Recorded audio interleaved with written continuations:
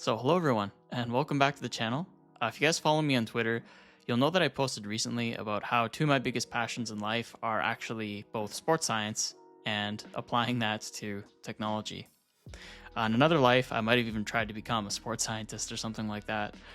Basically, what I've been doing for this channel recently is I've been exploring places where we can find synergy between sports science and technology and how we can make different projects out of that. Therefore, what we're going to be doing today is actually using what I think is one of the most powerful tools that we have for exploring human body mechanics, which is computer vision. And we're going to build an app that combines Expo and computer vision in order to do something along those lines. So as you guys already know, I always like to teach my React Native and Expo concepts using an actual project. So the project that we're going to do today is we are going to build an app that basically takes the movement of a club head and a golf swing and it maps those points to a Skia canvas in order to actually track the golf club swing plane throughout the swing, which I think is really cool. To do this, we're going to be combining Expo with React Native and a really awesome library for computer vision that's called Roboflow. So before getting too deep into things, I actually quickly want to just explain what Roboflow is.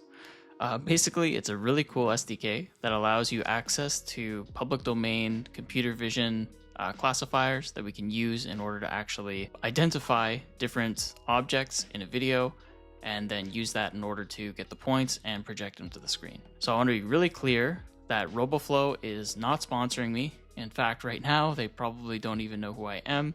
But basically, I want to give a huge thank you to Roboflow for making all this stuff free for hobbyists and publicly available for hobbyists, because none of this project would be possible if they didn't allow that. Of course, if you want to take the ideas that are in this and actually make a full app and sell them, you're going to have to look into the terms and conditions of Roboflow to figure out what you can use and you can't use. But today, because everything's for educational purposes, you can really use just any public domain thing that Roboflow makes available to us. So thanks again, Roboflow, for doing that. So really quickly, today, the only thing that we're going to be doing is actually the iOS side of things. As much as I'd love to do Android, and we do a lot of Android on this channel, unfortunately at the moment, Roboflow really only supports iOS and not Android. But who knows, maybe if someone makes an awesome, really cool app, it can drive demand for Android to come out. But at the moment, basically, we only have things available on iOS. We can still do a lot of cool things, but Android support doesn't exist there at the moment. So last thing, I really want to quickly just let you guys know that I am aware that they do have an Expo or React Native SDK currently available. Unfortunately, it's a little bit dated, and I don't think it really has the best of Expo as we see it today. Luckily, because of Expo modules though, we can just wrap their iOS SDK really easily. You really don't need like a special React Native wrapper for this or something like that. And that's how we're going to handle Roboflow today. All right, so finally guys, as always, you'll find links to the code in the description. The starter branch exists if you want to follow along, or if you just want to look at the solution and how the code works in the end, you can find that in the main branch. All right, let's get started. All right, so we're going to get started by setting up the project. And in order to do that, first need to install some libraries. First one being Expo Image Picker. We also need Expo Build Properties. And of course, my personal favorite, React Native Skia. Oops, it's npx expo install.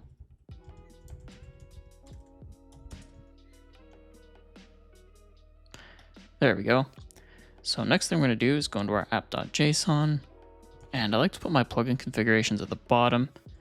You don't have to do this, it's just a personal preference of mine. And we're going to wrap Expo build properties in an array. And we're going to create a property iOS, and that's going to have a deployment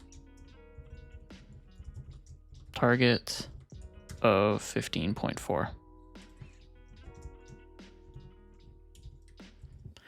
And the reason that we do this is actually because Roboflow, which is the library that we're using for machine learning, it requires an iOS deployment target of 15.4. It can't go any lower than that. If you try to do that, the app just won't compile, basically.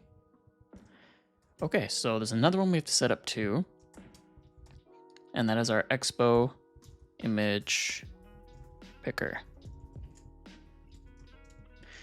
And in here, what we're going to do is we're going to give our photos permission. And this is the permission box that comes up when you want to use photos. And we're just going to say the app accesses your photos to show the swing. Okay, so that should be all we need there. And last thing we're going to do is just run npx expo pre-build. That should give us our iOS folder that we're going to need a little bit later on. Oh, and it also will allow us to use our image picker. But basically, yeah, you can just enter through everything in this part. Okay, so the next thing that I want to do is really quickly diagram what the architecture of this app is going to look like. I think if I don't do this, things are going to get really confusing really quickly because the app has a few different layers to it. And I think it's kind of important to understand what they are and how they kind of come together in the end. Otherwise, you'll get lost.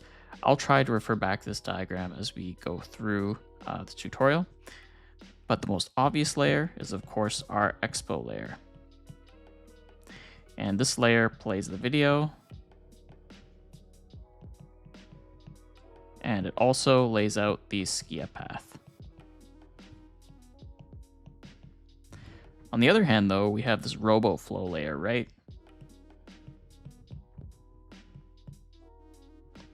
And the Robo layer basically gives us all the points that we need. So the question then is, how do we get from one place to the other? And the way that we do that is through Expo modules. So Expo modules, if you've never seen them before, is a way to kind of glue native code to Expo itself. So basically what Expo does is it gives the file path to Expo modules. The Expo modules then basically take that video and give it to the Roboflow layer. Roboflow then passes the points back to the Expo modules, and the Expo modules pass the points back to Expo. And finally, Expo lays all of this out on top of the video using the Skia path.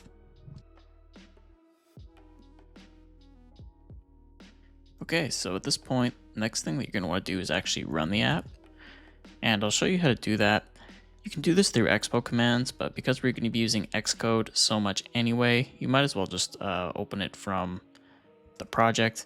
The way you do that is when you're at the root of the Expo project, you cd into the iOS folder, you open that, and then you double click on this white file here. Do not click on the blue one, that will cause problems. Make sure you click on the white XC workspace. So after you do that, you're going to want to choose a device. I'm just going to use a simulator today, and then you can hit play and it will compile it for that target. This could take a little while. I've personally found it a bit slow. I'm going to cut back when the build is finished. So one thing I forgot to add is that when you finish compiling after you use Xcode, you have to actually start the Expo server manually. So we're going to do npx expo start to get that going. All right, so now that that's going, we're going to click reload. And now we actually see the app's code. Okay, so in this app, I did add some starter code, but it's nothing that's meaningfully difficult. I wanted to focus this tutorial more on the native code and the computer vision and the stuff that's actually complex and interesting. We all know how to write basic markup. We all know how to do basic contexts. All I did was just create the basic UI to make that possible. So let's quickly go over what's here in the starter project. Basically, I have a context. It's going to contain our video file, and it's also going to contain the observations once we actually have them from Roboflow. Other than that, I have this detail screen, which is blank right now. That's going to be used to play the video from Skia in a minute. Finally, I have this overview screen. This is really all it is. I do have this little processing state to show that maybe the video is processing, but other than that, it's just markup. There's nothing else here. Really, our goal in this section is to grab the video from the file system and then take that video and play it and sort of get the file variable in a state where we can easily pass it into native code in the next phase. Okay, so let's add the video to the state of the application or the context provider. The way we're going to do that is we're going to go into the root stack, and we're going to wrap that stack with the context provider. I called it the X context provider because I borrowed a template from online, but you can call it whatever you want. You can call it video provider or observation provider or whatever you like. It all ends up working out to the same thing. So I'm going to grab our set video file from this context.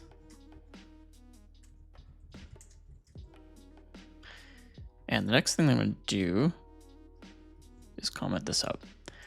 So at this point, what we're going to do is actually get the image picker to appear.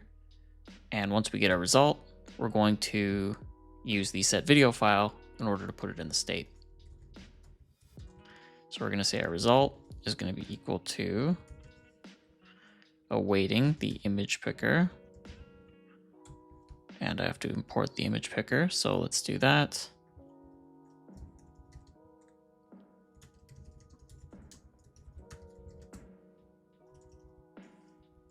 From the Expo image picker. Then we want image picker dot launch camera with options. Sorry, launch image library async. And in here for media types, we're going to specify image picker dot media type options dot videos. Because of course we only want videos in this application. We don't want to be showing images. I'm going to put allows editing to false. We don't need to edit the videos. We have them all in the format that we want. The aspect ratio is going to be 4:3. And finally, the quality is going to be 1. So at this point, we want to say if we have not canceled, so if you haven't clicked out of the video player, the next thing that we're going to do is we're going to grab the video itself. So we're going to say the video path is equal to the result.assets first asset.uri.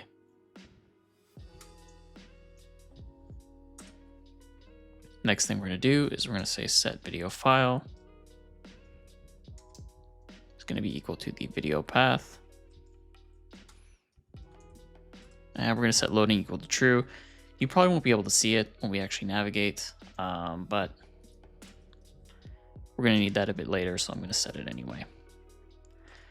All right, so let's see if this navigates or the video picker comes up.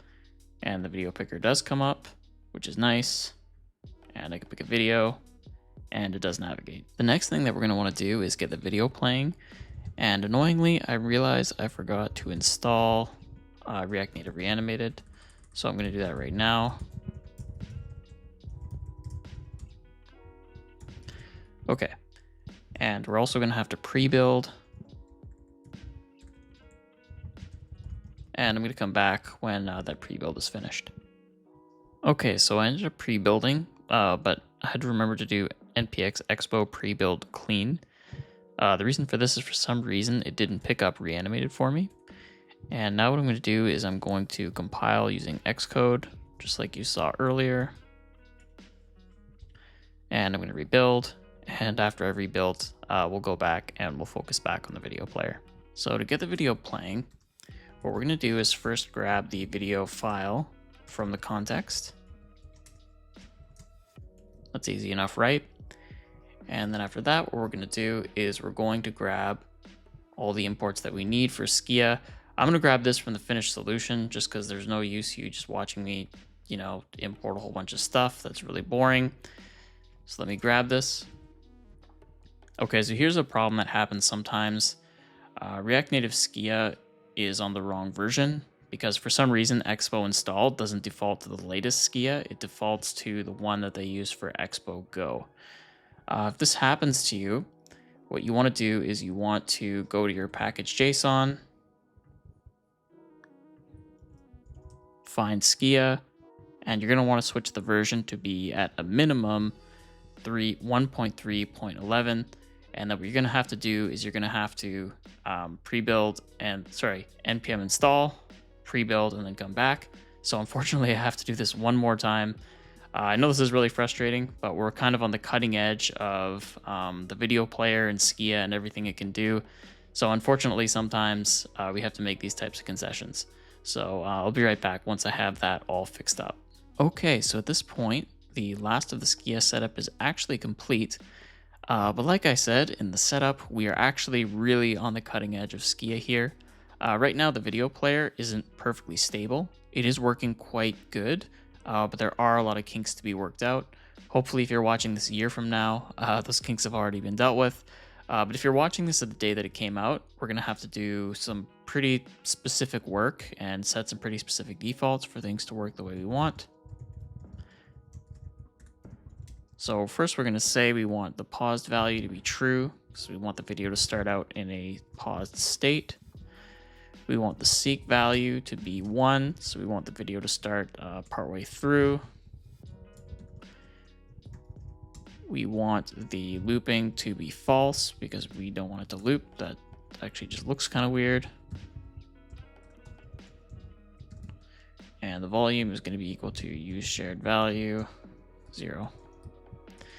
So when you use the video player, quirk of it is when you hot reload, it actually crashes quite a bit. This is just something with the video player when you hot reload. Another kind of early adopter type problem, but I'm sure this will be worked out in a year or so after this has been out for a bit, and we'll set some time to kind of iron out the kinks. But right now, we're going to have paused, seek, looping, and volume all in here on the video player. And it doesn't like looping because this should be a use shared value. That was weird. I don't know why it imported this. And from the use video, we're going to grab the current frame, the rotation of the video, which I'll explain in a minute, the size, and the current time. Okay, so inside our actual markup, what we're going to do is we're going to add a canvas, of course, and its style is going to be equal to the style sheet.absolutefill. Inside here, we're going to place an image, which I think I imported from Skia earlier. If not, we're going to see an error. The image is going to be equal to the current frame. And this is interesting, right? How can an image be a frame? That's weird. The reason is because when you watch a video, it's said that they're like 60 frames per second, right? So every frame during that second is actually a picture just being redrawn really, really fast, which means that we can take advantage of that here in Skia, but actually that's going to be relevant in a bit when we go to Xcode, because we're going to run every individual frame through Roboflow, which I'll explain when we get there. But I just thought this was kind of a cool preview of what's to come. So we're going to position our video at part 0, 0. I'm going to make our fit equal to cover.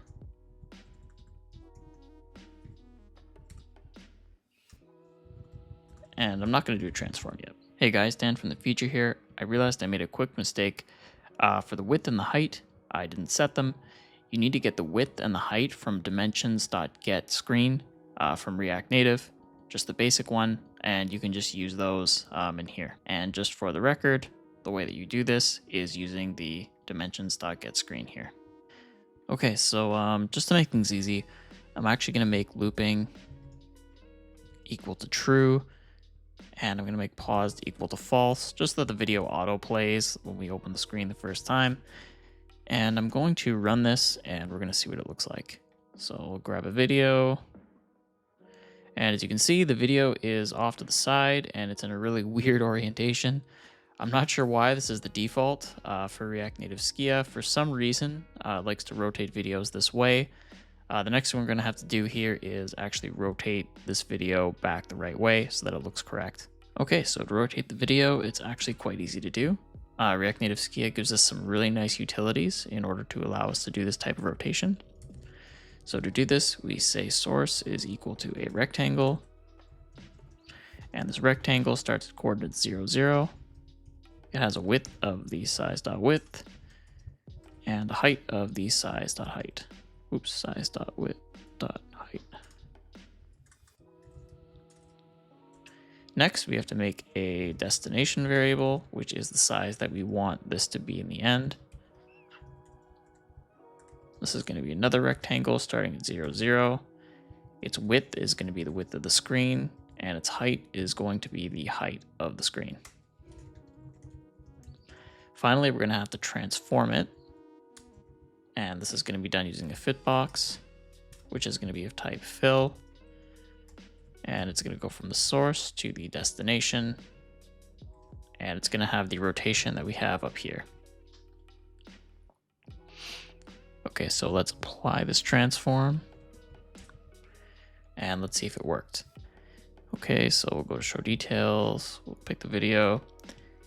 And as you can see, it's kind of weirdly off to the side here. Let's see if we can figure out why that's the case. Oh, the reason is because I got the height and width wrong. For the height, actually I'm going to go back here so the app doesn't crash. So the new height is going to be the width times 3, because that's going to allow us to fill the space. And the new width is going to be the size.height plus whatever the old height was. Okay, let's try that.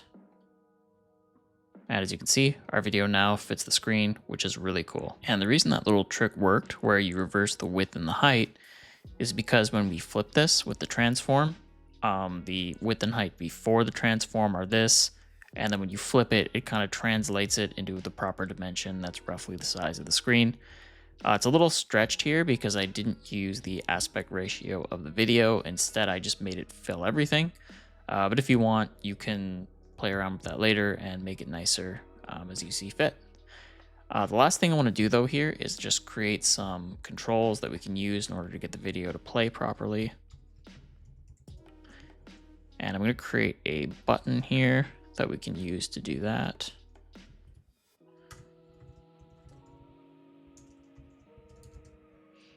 And inside this button, I'm going to throw in a text, which is going to say start video.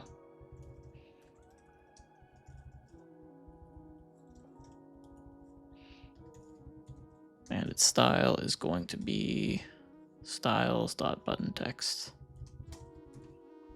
And it seems like I don't have that with me, so let me just create that right now.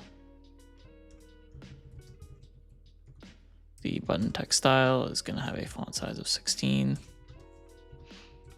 It will have a color of white. Actually, I'm going to go back again so the app doesn't crash.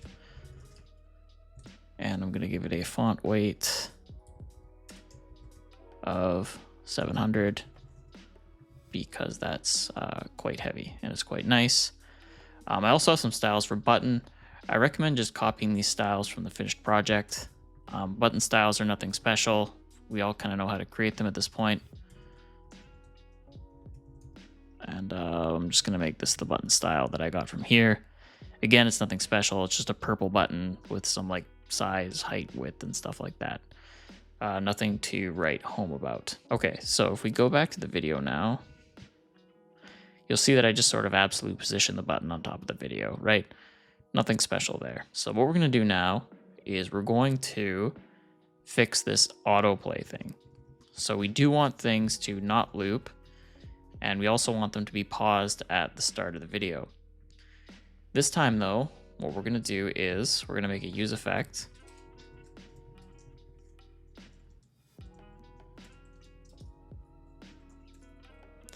And when the screen loads, what we're going to do is we're going to make the paused value equal to false. And we're going to use a set timeout here. And again, I know this looks like a hack, and it's definitely really weird to have to set some delay before you pause and unpause something. But unfortunately, like I said, we're kind of on the cutting edge with use video. It'll definitely smooth out, I think, in the future. But for now, we're kind of stuck with this little hack of, in order to load the video, you have to pause it, play it a little bit, and then pause it again. It's kind of the only way to get it to go. I'm also going to create a method that we can use to restart the video. on restart pressed. And what that's going to do is it's going to set the video's pause state to true. We're going to set the seek value equal to 1. And unfortunately, we got to use another one of these set timeouts. Like I just explained, we're on the cutting edge here of video. Some problems still need to be ironed out. But for now, this is our only way of doing it. But basically, when we want to restart the video, we pause it. We set the seek value to 1. And then what we do is we set the pause value to false, and that allows us to kind of loop the video around and get it started again. So let's put that in the on press. Well, it doesn't like that for some reason. Oh, I just had an extra bracket. Okay, let's try this again, and let's see if it worked. Yeah, and if we hit the button, we can get the video to play as many times as we like. Okay, so that's the video player.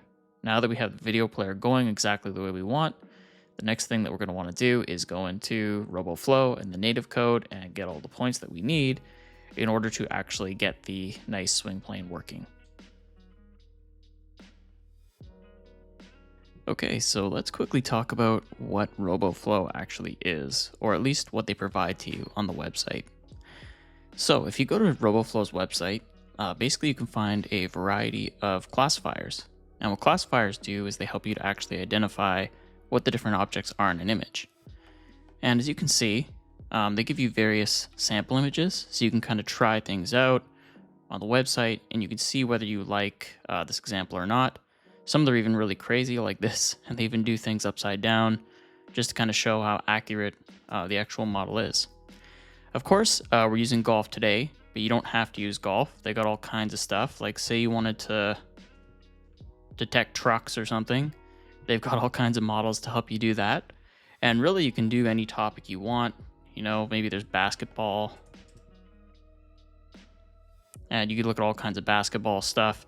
It really just depends on what your interests are. You can find Roboflow classifiers for whatever you want, whatever sport you want, whatever subject you want. The website's really, really good.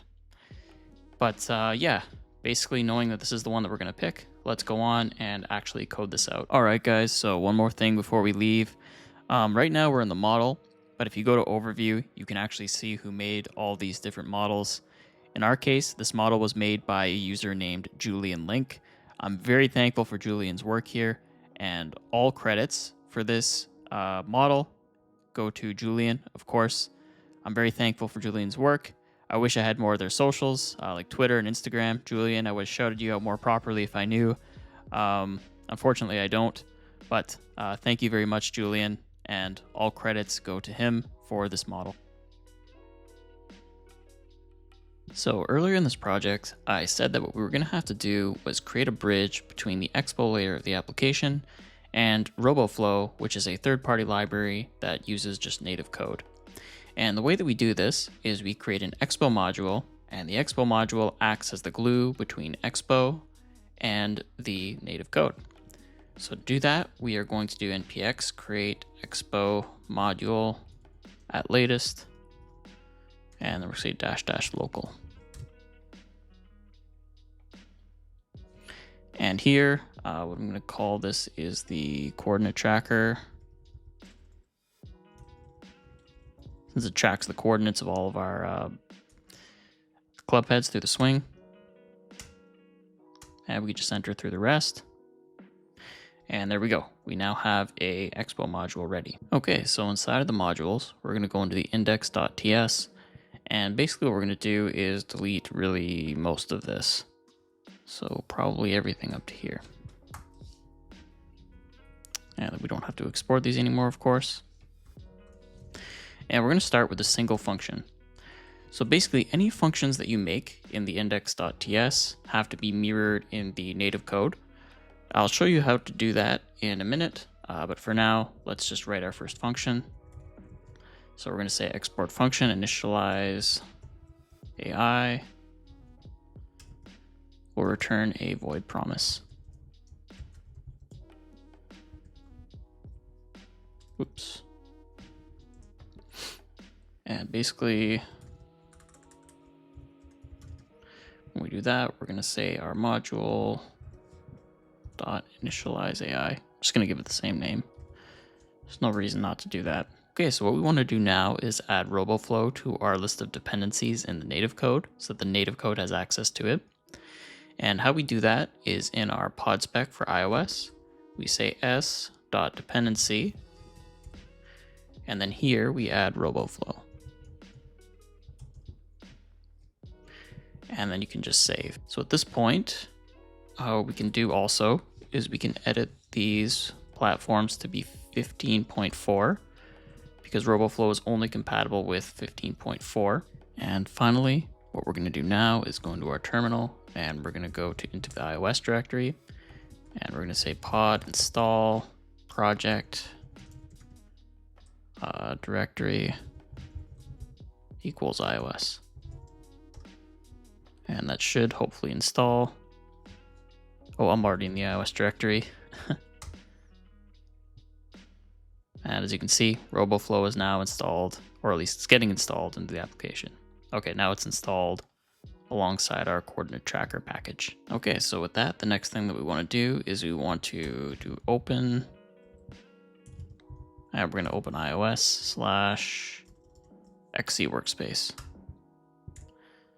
This is just another way to open that white file that I showed you earlier. You can open it from the terminal as well. Doesn't really matter which one you want to pick. So inside of here, we're going to close this. I don't know what that is. We're going to go into pods. We're going to go into development pods. And then in here, we should be able to find our coordinate tracker, and it's right on top, which is awesome. And inside of here, oh, getting beach ball of death. Okay.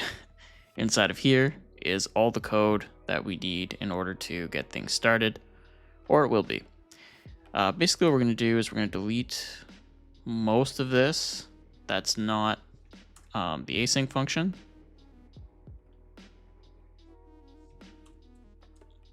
And actually we're going to delete the internals of the async function because they're not really needed.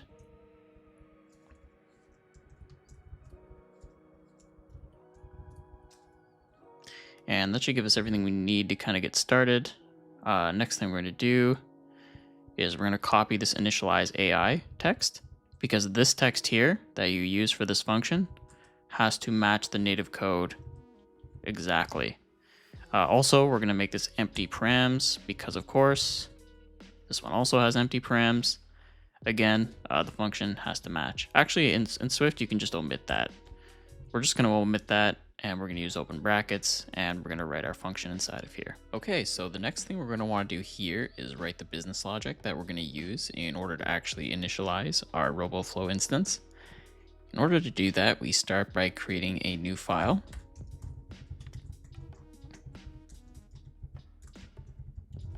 And we're going to call this file coordinate tracker because it's going to contain all the logic for actually coordinate tracking. And up here, what I'm going to do is I'm going to just copy paste all the imports from the solution because you probably don't want to see me waste time on Google looking for these weird imports and stuff like that. Okay, so Swift is a pretty easy language, but it has a lot of quirky looking syntax. What I'm going to try to do as we go is just kind of highlight what things mean because they have different meanings than what you might think in JavaScript, and some syntax is just totally different. So let's start by creating our Roboflow instance. So just to start, this API key comes from my secrets file. That's why you guys can't see it. I don't want to leak my own API key, but basically you would just add your own here. This Roboflow mobile is an object. In JavaScript, you'd have the new keyword, but of course you don't need that here in Swift. Finally, this let's a little weird because in JavaScript, this means you can change the variable. Actually, in Swift, it's the equivalent of const. I don't know why they made it the opposite. A little bit of an awkward thing to do, but that's fine. Next thing we're going to do is create a variable for our actual model. And this is going to be called our F detection model. And we're going to put a question mark at the end because this is nullable. The model can be nullable at any given time. So, Oh, actually, sorry, I should have used a type, not a equal sign, because later on we're going to give this an actual value.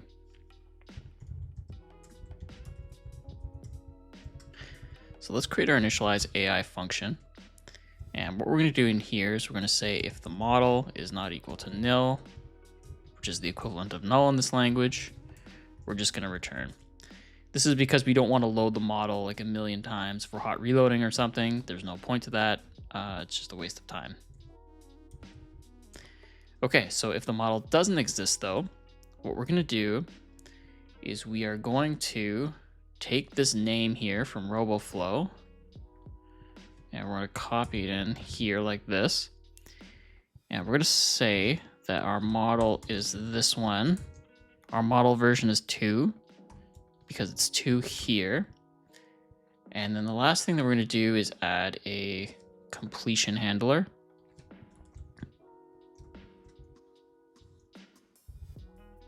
And that just looks like this.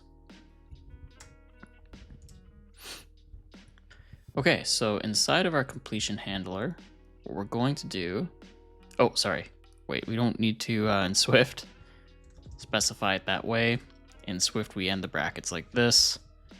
And Swift kind of just knows that that last parameter was supposed to be a callback.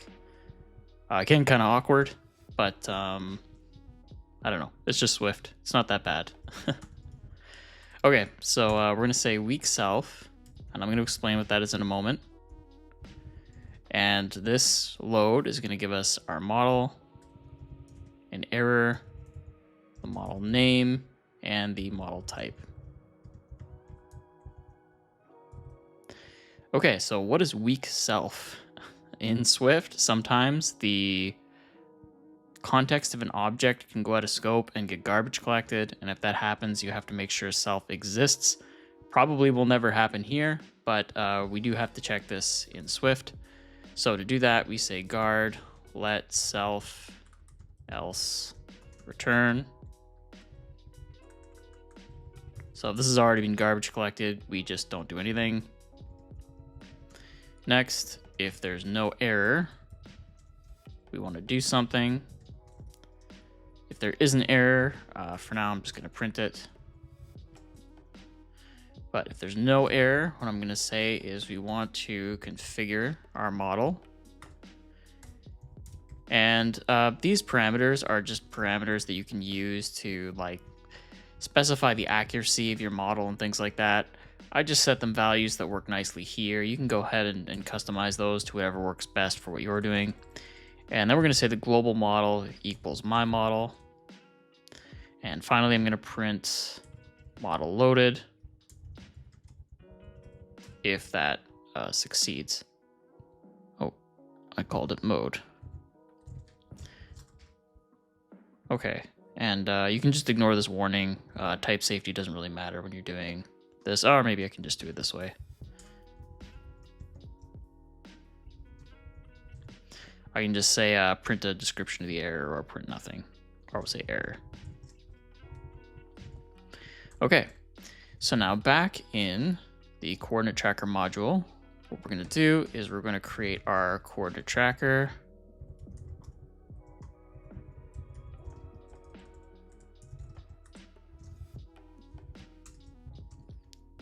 And then what we're going to say is we want coordinate tracker dot initialize AI. So let's run this function and see if it worked. In order to do that, we're going to have to go back into VS Code, into our overview file. And we're going to create a use effect that the first time the app loads, it's going to do the initialize AI stuff. So this function calls into the Expo module. This initialize AI calls into Swift, and then Swift actually executes it. And at the end of this, you should see model loaded print down in this console. Really quickly though, because I know it's going to yell at me, I'm going to delete this tracker view because we don't actually use that anywhere. And so we don't need to export it either.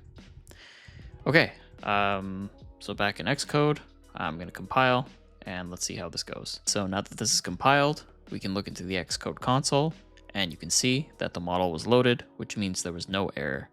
we're ready to now move on to getting the points and sending those back to React Native as well. So now that we can run the native module, let's actually get the points from the Roboflow model and send them back to React Native. Of course, we have to start in our modules coordinate tracker index file, and we're going to create an interface. And this interface is going to be called observation. Actually, we need to export it as well. And every single observation that Roboflow makes is going to fit into this structure. The first thing is going to be frame time, which is a string.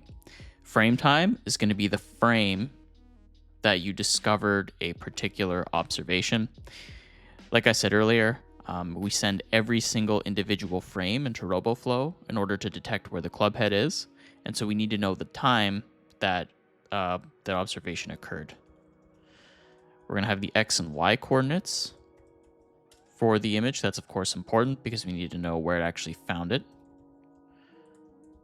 We're not going to use height. I'm just including this because it's included in Roboflow. We do need the confidence, though.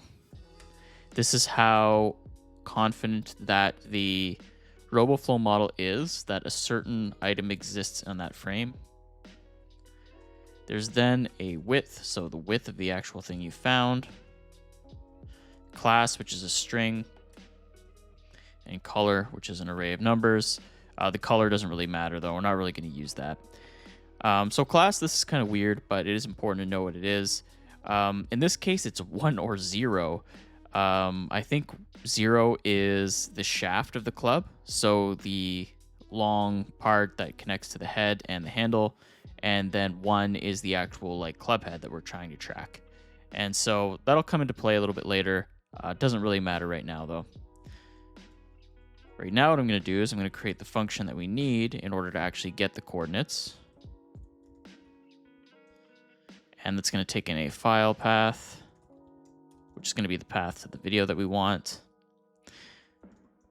And it's going to return a promise. And that promise is going to be an observation array. Oops. And then in here, what we're going to do is return coordinate tracker dot get coordinates. And I'm going to copy paste this, and I'm going to pass the file path into there. So the next part's pretty complicated. Let's get started on that. Basically, what we're going to do is we're going to actually get the coordinates from Roboflow. So in our coordinate tracker object, we're going to go under initialize array, and we're going to create a new function called get coordinates. And this function is going to take in a video URL, which is a string. Just like JavaScript, we're going to make it async. And then we're going to do this weird looking thing. And then I'll just do a return so that it doesn't yell at me. So if you already know Swift, you already know what the syntax means. But a lot of people here are JavaScript developers, so I think I need to explain this because it looks pretty strange. So we all know that this is the syntax for an array. In Swift, for some reason, they chose to make it look very similar. That's an object. I don't know why they chose to make them look like that. I prefer the JavaScript curly braces, but that's how they do it in Swift. This is a dictionary object, and this is an array. So what we have here is an array of type string any. So in here, what we're going to do is we're going to create a mutable version of this. So we're going to say var all values is going to be equal to, is going to have the type string any. And we're just going to start this as an empty dictionary. Oh, it has to be an array as well. And then what we're going to do is we're going to create a URL.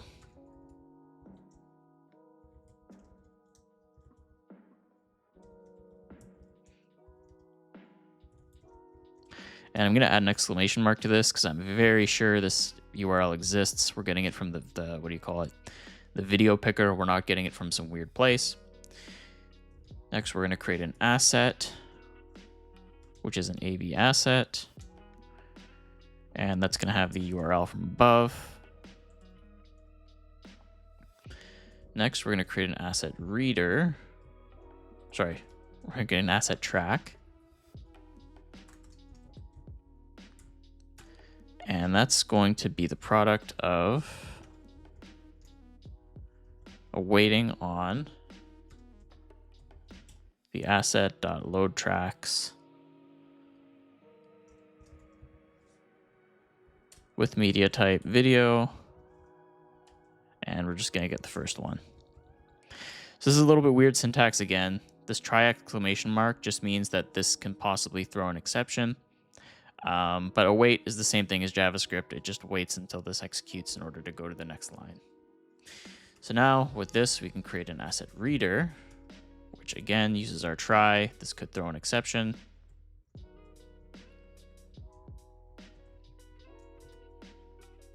Oops, IV asset reader. And then the asset is going to be the asset above. So now we need to make our output settings. So basically what the settings are after we, get every single frame.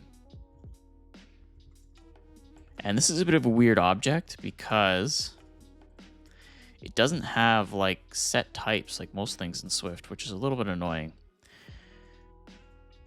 And what we're going to do here is we have to cast a bunch of these sort of weird keys to a string. So we have these values x, cv, pixel, buffer,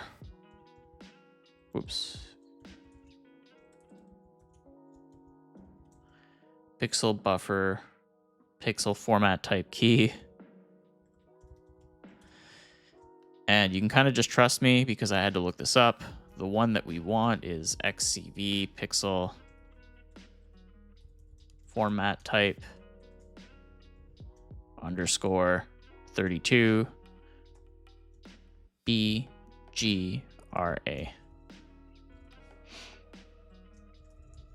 All right, so the next one we want is a little easier to understand. xcv pixel buffer width key. And this is going to seem a little weird, but I'll explain it in a second. We're going to use the screen height for this. So UI screen dot main dot bounds dot size dot height, and then the width xcv pixel buffer height key is going to be the width.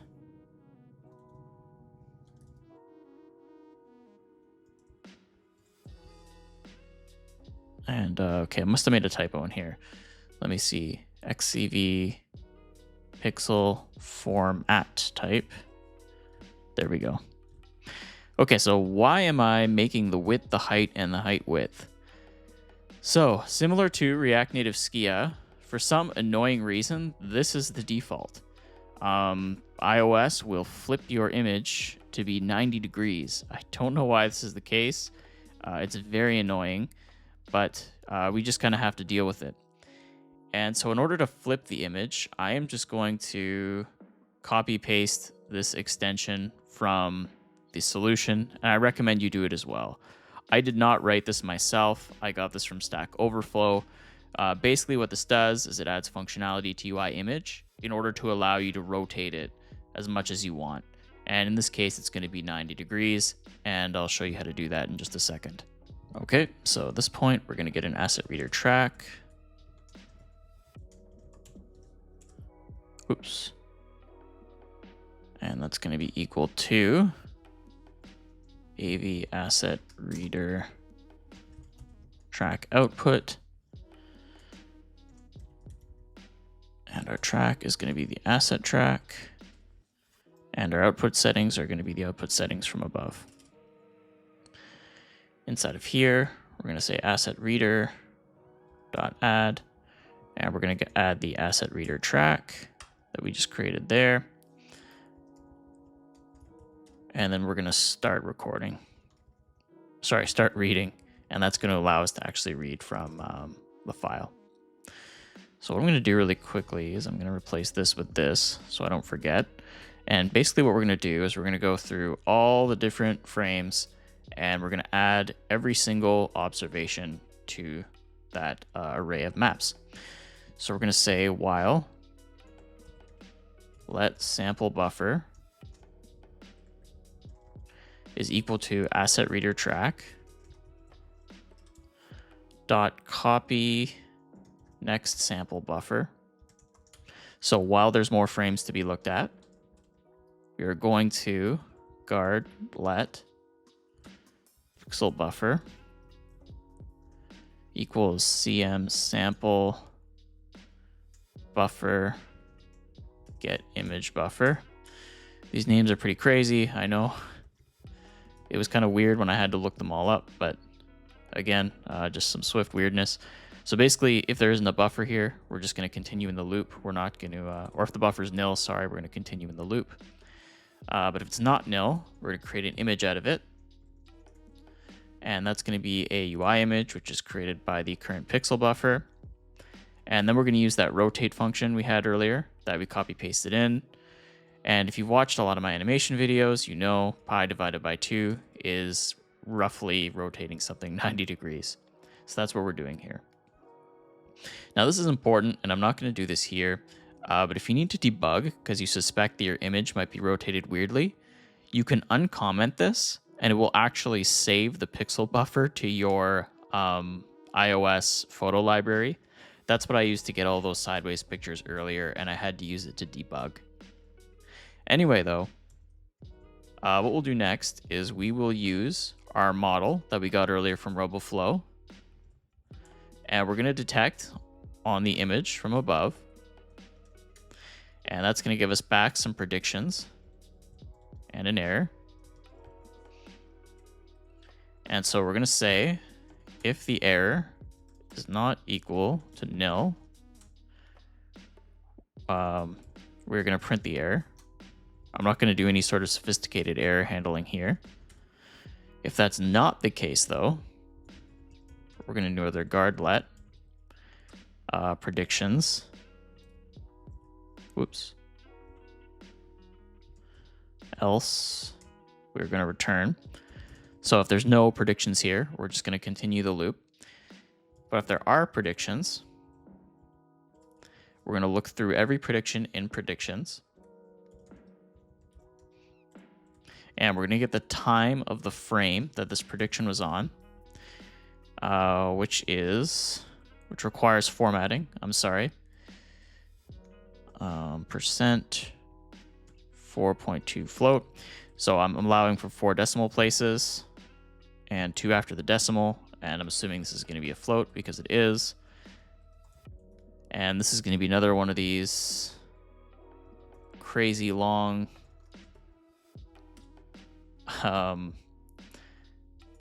functions.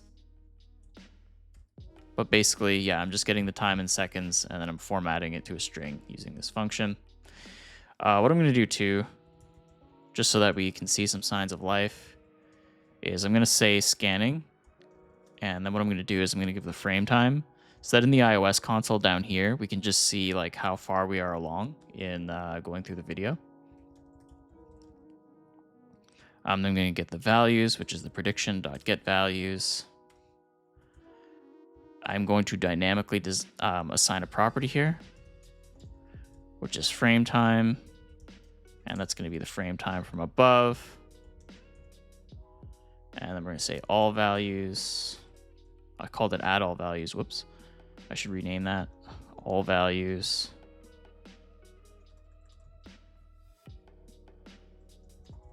Dot append all the values from there. And we can safely ignore these warnings because they're not really doing anything important. Okay, so back in the coordinate tracker, we're going to have our async function directive again. And we're going to return the coordinate tracker.getCoordinates. And I'm going to copy paste the name from JavaScript that we created earlier. So get coordinates, whoops, get coordinates. I think it's just, I think you just pass it in here like this as a string, right? Oh, no, we also have to give it a type. And because this is a async function, we'll wait it like that. Okay, should be ready to call it from React Native now. So now that we've written all this native code, let's go back into JavaScript and let's try to actually call the function we've just created. To do that, though, we're going to need our context. So I'm just going to uncomment all this stuff with observations that I made earlier, because we're going to need to pass this value around.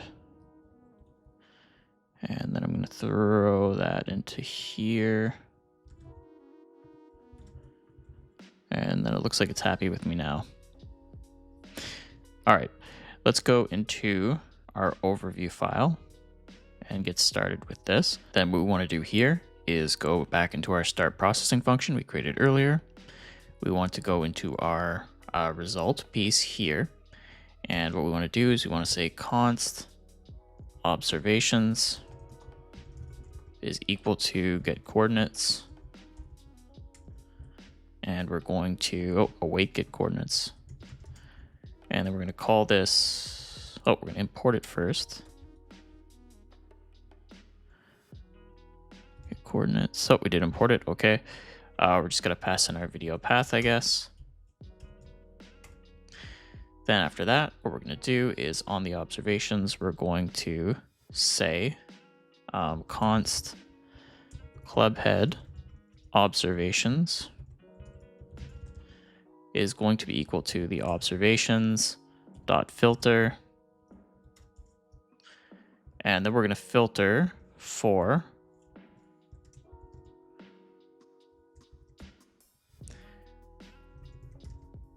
where the O class is not equal to 0 and the confidence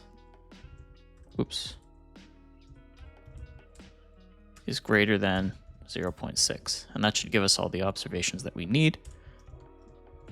After that, we're going to grab set observations from our context.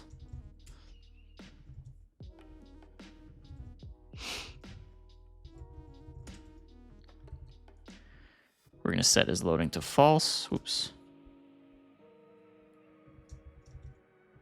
Oh, sorry, clubhead observations goes into set observations, not the observations.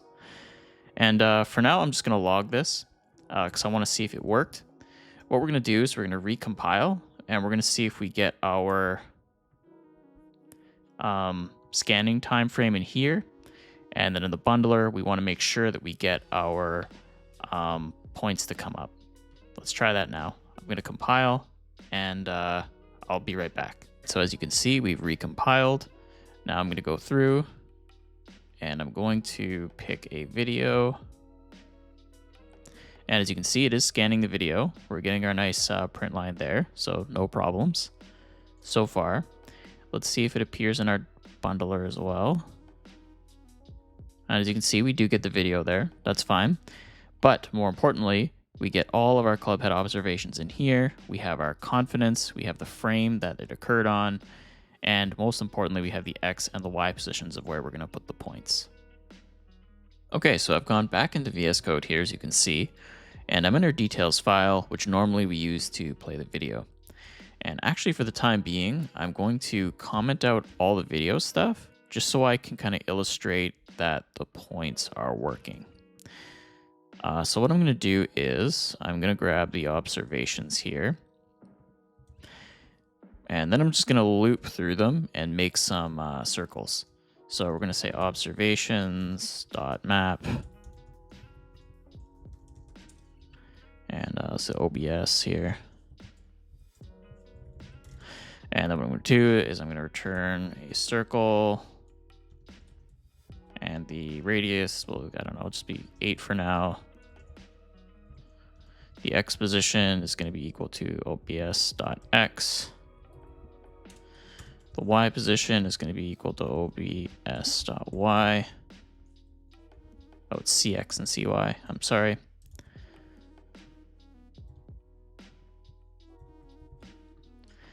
And then I'll just make the color red for now.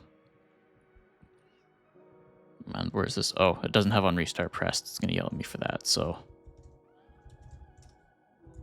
I'm just going to make that empty for a second.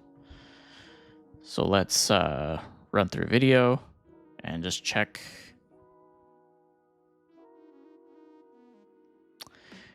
And as you can see here, what we have is actually the points that do look like a swing. A little bit weird right now. We're going to have to stop some of these points from appearing. You can definitely start seeing the arc here, and you can tell that at least what looks like a swing is currently present. And we'll fix that up in a minute. Okay, so I went back and I undid all that so that we have the video code all back and playing again. And what I'm going to do is I'm going to do some variable stuff up here. And I'm going to create a couple constants to adjust the X and Y position of those points. They don't quite line up perfectly with Skia. So I'm going to show you how it looks a little awkward in a minute. But for now, I'm just going to add these constants here just so that we have them. I'm going to add just Y is equal to 15. I'm also going to create an interface called point. This is going to be used quite a lot to figure out what point we're actually at a given point in time. And the last thing I'm going to make up here is a Euclidean distance function, which is just like the basic math that we all know and love, to find the distance between 2 points.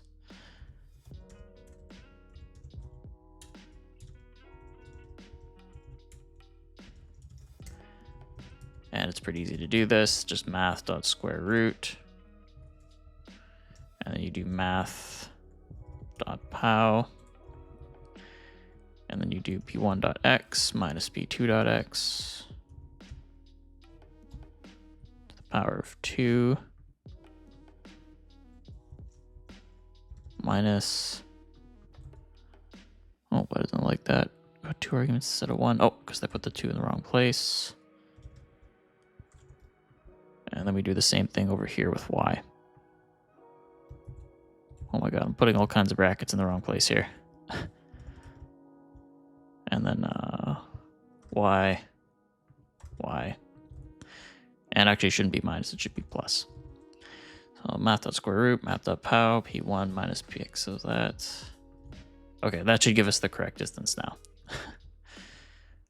All right, so let's get to dynamically creating the path.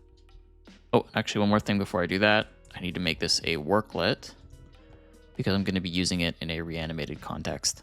All right, so the last thing we have to do is create that path. So we're going to say const path is equal to use derived value, everyone's favorite function. And in here, we're going to redraw every time the current time changes. Our path is going to be equal to skia.path.make. And then we're going to do our first point because it becomes important in a few different situations. But we're going to say x is going to be equal to observations at 0.x minus adjustment of x. And our y is going to be equal to observations at 0.y minus adjust y. Again, we do the adjustments because the path, for whatever reason, it doesn't perfectly line up with the Skia image. So we have to kind of adjust those a little bit. But what we're going to do is we're going to, in our path, move to the first point's x position and the first point's y position. Because of course, that's where the swing starts. That's where we want to start drawing the path from. So for every observation in our observations array, what we're going to do is we're going to get the frame time, which is going to be equal to a number of obs.frametime. And this is another one of these situations where like the Skia player and the Xcode player don't sync up quite perfectly. So I add 0.1 just to pad with a fraction of a second so that the times sort of match up on the two.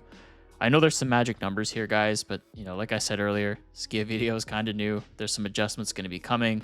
But right now, in the meantime, we have to compensate a little bit for what we don't have. but of course it will get a lot better over time. I have a lot of faith in that. Okay, so we're going to say if frame time times 1,000, so we have to convert our frame time into milliseconds, is less than the current time dot value. What we're going to do is we're going to say path dot line 2 obs dot x minus adjust x and obs dot y minus adjust y. So that's going to get us that's going to get us drawing our line from wherever the path currently is to where it is now. And then we're going to say if the distance, which I still need to calculate. So we do need the distance here. Why do we need the distance, right? The reason we need the distance is because we need to know that if the club impacts the ball, we want to stop drawing the path. We don't care after the club hits the ball about any more of the points where the club head is found. It just creates for a really messy, weird path. So what we're going to do is we're going to clean that up using Euclidean distance. So in our distance function, we're going to have x is going to be equal to obs x minus the adjust x, and the y is going to be equal to obs dot y minus adjust y. And then we're going to get the distance, of course, from the first point. And so now inside here, we're going to say if the distance is greater than 50, less than 50, and this is a judgment I had to make based on just observing the different distances of the club head. We're going to say that if the frame time in milliseconds is greater than 1, we're just going to stop drawing the path, basically. So if the club head's close to where the ball is and the backswing has already happened because this much time has gone by, what we're going to do is we're just going to stop drawing the path. Otherwise, what we're going to do is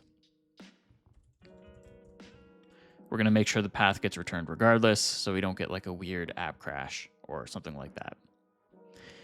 So for the last part, this is pretty purely discretionary. You can make this path however you like. I just made it in the way that was fun for me. So I wanted the stroke cap to be round. I wanted the path, obviously, to be equal to the path we just created.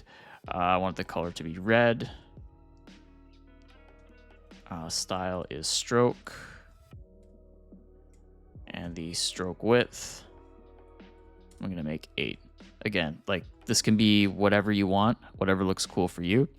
This is just what looks cool for me. Same thing with this linear gradient. You don't need to do a gradient. I just really like gradients and I like throwing them into everything. So the start point, again, also purely discretionary. You can make it whatever you want.